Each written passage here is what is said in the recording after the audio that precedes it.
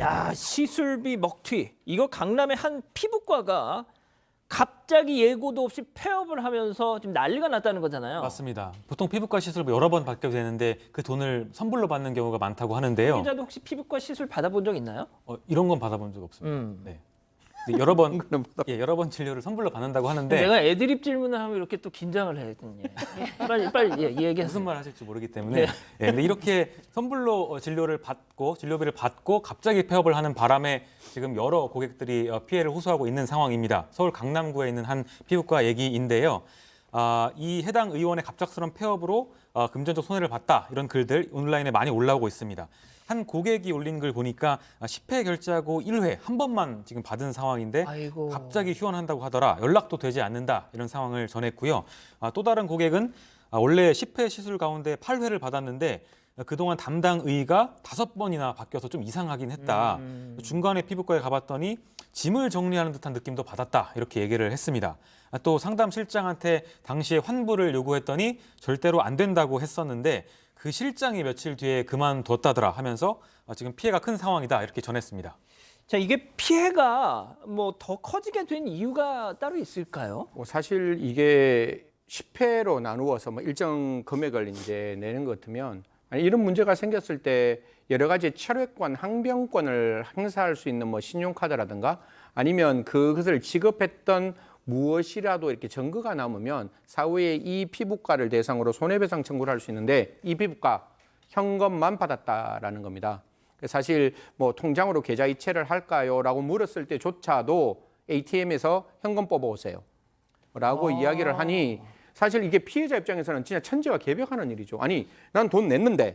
그래서 나중에 이 피부과 의사도 아니죠. 사실 그냥 이 전문의를 이게 그냥 GP라고 얘기하는데 저희들 속칭 그 피부과 전문의가 아닌 이 의사를 만약에 찾았다 할지라도 제가 돈을 냈는 증거가 있어야 돈을 달라 그럴 거잖아요. 제가 양 앵커한테 10만 원 빌려줬어요.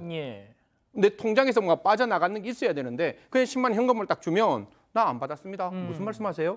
이러면 순간적으로 사실 멘붕이라는 그 저희들이 쓰는 단어를 쓸 수밖에 없는 거라서 그래서 지금 피해자들 입장에서 난감할 것이고 이 피부과 어떻게 보면 좀 계획적으로 이런 의사를 가지고 처음부터 받았는 게 아닌가라는 생각조차 들 수 있는 상황입니다. 아니, 그러니까 카드 결제 대신에 카드야 이제 결제를 하면 수수료가 나가니까 그럴 수 있다. 저도 계좌 이체까지도 마다했다는 거는 약간 좀 의심스러운 건데. 소장님, 저도 예전에 이제 상암동 근처 피부과에서 이제 두피 케어를 좀 받으려고 하는데 10회 단위로 이렇게 끊으라고 권해 주더라고요. 그렇게 하면 더 좀 디스카운트를 해준다고요. 보통 그러면은 그렇게 하잖아요. 너무 자연스러운 거죠. 사실 피부과를 좀 한두 번이라도 다녀보신 분들은 너무 당연히 그렇게 할 가능성이 높은 거죠. 왜냐하면 한 번 하는데 10만 원인데 3번 하는데 20만 원이다. 그러면 근데 그 피부과 시술이 너무 좋거나 너무 마음에 들거나 아니면 그냥 주기적으로 피부 관리 차원에서 계속 끊고 싶었던 거다. 그러면은 가격도 싸고 그러니까 당연히 원래 어디 가서도 하는 거니까 당연히 그렇게 하게 되는 건데 이 병원에서는 또 10회를 현금으로 할 경우에 10% 그 부가세 있잖아요. 그것도 다 빼주겠다. 이렇게 얘기를 했으니까 사실 달콤한 거죠. 자, 그런데 폐업하기 이틀 전에 2호점을 내겠다. 그렇죠. 이런 부분이 조금 문제가 있어 보입니다. 9월 8일이 이제 폐업하기 이틀 전인데 이때 이제 고객들한테 문자를 보내서 좀 기다려달라. 코로나가 지금 나와서 임시 휴업이 불가피하다. 10월 달에 2호점을 낼 거니까 거기서 관리를 받을 수 있게 하겠다라는 메시지를 보냈다는 겁니다.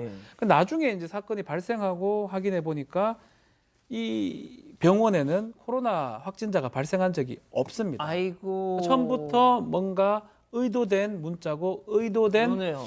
폐업이 아닌가. 이런 부분이 그렇게 보이는 것입니다. 자, 지금 그래서 도대체 거기가 어디냐라고 이제 많은 분들이 물어보시는데 서울 강남구 신사동의 닥터 땡땡땡이라는 저도 약간 좀 취재를 해봤더니 정말 그 강남 일대에서는 되게 유명한 피부과였다고 하더라고요. 자, 그런데 이 피부과 송 기자, 피부과 전문의가 있는 그런 또 병원이 아니었다면서요. 네, 맞습니다. 헷갈리는 분들 많으실 텐데요. 그러니까 땡땡 피부과 의원이라고 적힌 것만 피부과 전문의가 근무하는 병원이라고 합니다.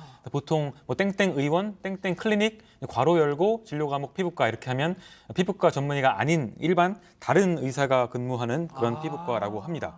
근데 이 경우에도 이 병원도 피부과 전문의가 아닌 의사가 운영하는 병원이었습니다.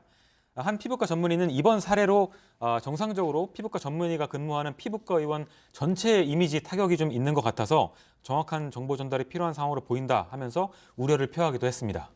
자, 박 변호사님, 일단 가장 지금 관심인 건 이 돈을 떼인 분들. 그래서 제가 관련 기사에 달린 댓글을 봤더니 이렇게 보통 선 결제를 할 때는 꼭 할부로 해라. 그렇죠. 그래야 피해를 최소화할 수 있다. 뭐 이런 댓글도 있던데. 자, 중요한 건 이미 이렇게 현금을 달라고 해서 현금을 건넨 이 피해자들. 네. 이거 어떻게 구제받을 좀 전에 우리 승전 의원이 조금 설명을 했는데요. 할부 계약의 항변권이라는 게 있습니다. 일정 할부를 해놓고 만약에 그게 안 된다 그러면 나중에 돈을 못 주겠다라고 철회하거나 항변권 행사를 할 수가 있는데 입증을 해야 돼요. 근데 지금 다 현금으로 줬어요. 아마 안 믿을 가능성이 높습니다.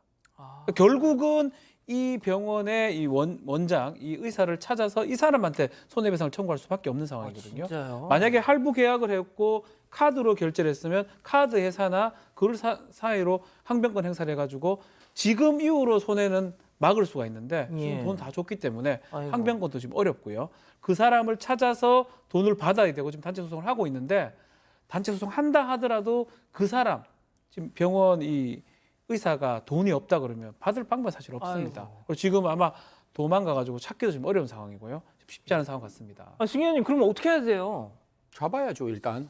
일단 잡아야 된다. 예, 일단 잡아야죠. 잡아서 이거는 그냥 제 개인적인 소박한 개인적인 생각입니다. 제가 검찰이면 제가 경찰이면 일단 합의를 종용해야 되겠죠. 당신이 만약에 합의 안 하면 이 사건은 굉장히 큰 사건이고 오목한 사건이고 실형받을 수 있다. 가장 중요한 거는 결과반가치, 즉 그만큼 사기 찾는 것만큼 피해자에게 돌려주는 게 지금 이 사건에서는 가장 중요한 거다라고 이야기를 해서 최대한 많이 그 부분을 피해를 회복하도록 좀 경찰에서 수사를 하는 과정에서 그런 걸 적극적으로 신경 써야 되고 지금 의료법 위반도 걸려 있는 것 같습니다. 이게 1개월 이상 휴업을 하면 반드시 구청에 신고해야 되는데 그런 부분도 안 되어 있어서 의료법상 위반도 있는 상황이라서요. 좀 신속하게 이런 사건이 저는 개인적으로 대장동 사건보다 훨씬 더 중요하다고 생각합니다. 서민들에 있는 그 100만 원은 그 서민들의 전체의 삶일 수가 있거든요. 이런 부분 의사 분명히 잘못했으면 신속하게 체포해서 피해 회복 이루었으면 좋겠습니다.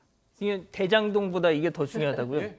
아니, 피해자, 저는 제일 답답한 게 어떤 느낌인가 하면 수사 역량 총량의 법칙에 따라서 수사는 100명이 수사하는데 10명이 빠져가면 그 100명 중에 90명은 딴 수사에 더 많은 집중을 해야 되는데 이런 서민 사건들이 큰 사건에 자꾸 몰리다 보면 특히 경찰과 검찰이 같이 수사하고 있는데 이런 부분 잘 좀 이렇게 협조를 해서 이런 서민 사건도 좀 빠지지 않고 좀 수사를 해줬으면 좋겠습니다. 예, 알겠습니다.